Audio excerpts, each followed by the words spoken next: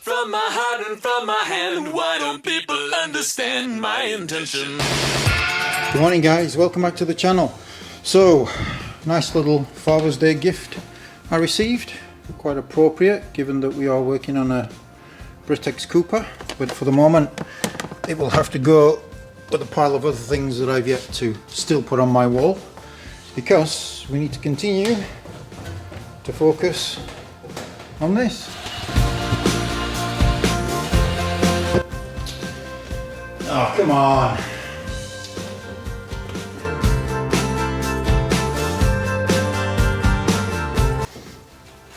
Oh, come on, not again. Not entirely sure what adhesive this guy used on the roofline and the carpet, but it's absolutely stuck, and the only way to get it up is to use a heat gun, piece by piece. Really taking too much time. Seriously guys, you only need to use a trim adhesive for parts like that on the car. Otherwise all you're doing is creating work for your future self or for whoever owns the car after you. So yeah, stick to trim adhesive, makes life easier.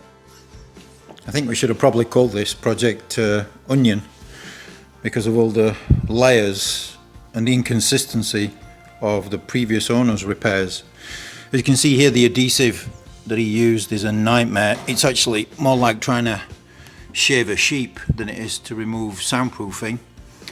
So far everything's checking out okay, no major rust areas, but we'll see once we've managed to remove the soundproofing on the driver's side. I won't film that entire process because it is taking way too long and you're not interested in that. Rear floor looks pretty good. We know about that patch on the far side. A couple of areas where the original colour is showing through. It's actually light blue metallic by the looks of it. Roof's in good condition as well. We're pulling the wiring or the wire loom now, and I'm starting to label it up. Always prefer to do this, then I don't get lost when we're redoing it. Removing the rear lights, actually we're going for a proper retro racer look, so I've ordered the Mark 1 insert panels for this, which will need to be welded on, because I think that'll look pretty nice with this colour and livery. The fuel tank is in terrible condition, and it looks like the seam has been leaking underneath and it's created this rust here. We knew we had a seam issue when we first looked at the car, and I'm absolutely convinced now that the boot floor needs to be replaced off the back of this. Just a gentle reminder guys, you must check the seams on these tanks. You know, with age they tend to give, sweat, and then you end up with a pool like this in the boot. So yeah, let's continue pulling the wiring loom. Okay guys, fuel tank is out. So again, no surprises, definitely a leaking fuel tank, but I also want to show you this. The rubbers for the breather were absolutely perished. I mean, seriously guys, pay attention to your hoses because they look like they're intact, but it's basically dust. So the dashboard on this one's an aftermarket one, which makes it much easier to remove than the OEM one, because it's just 6 wing nuts behind the dashboard. Remove the brackets and it'll come out.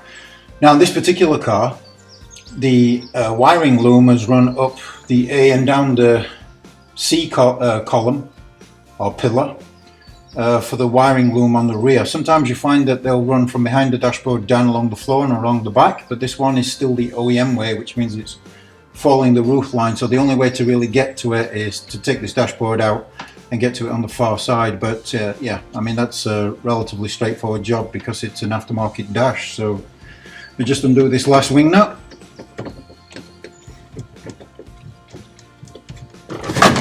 And there you go.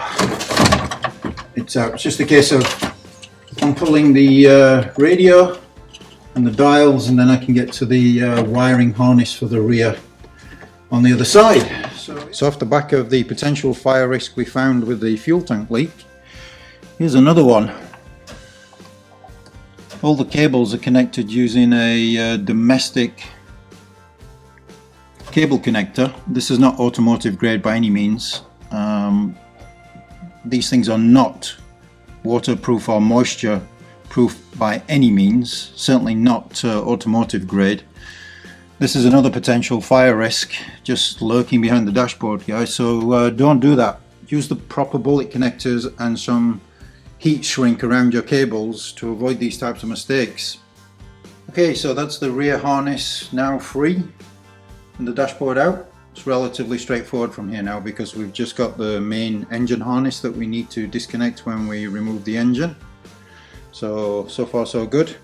Well, one thing that I did want to point out as far as the dashboard is concerned is a part that is very difficult to find. So when you're stripping a car down, make sure you hold on to this piece. And it seems a little strange, but it's this plastic lock ring that goes on to the vent. Now the vents come up on eBay quite often, but the lock ring that goes onto this does not. And you will actually need that lock ring if you're going to put in an aftermarket complete one-piece dashboard. So just make sure that if you're stripping the cars apart, try not to damage this and hold on to it, because yeah, they're very difficult to find. Okay, I'm going to continue to focus on removing this soundproofing after this adhesive nightmare. When I've done that, it's such a beautiful day. I think it's time to go for a drive. Thanks for watching. Please do all that stuff that's good for the channel. Like, subscribe, comment. For the moment, take care and we'll talk to you soon. Bye bye.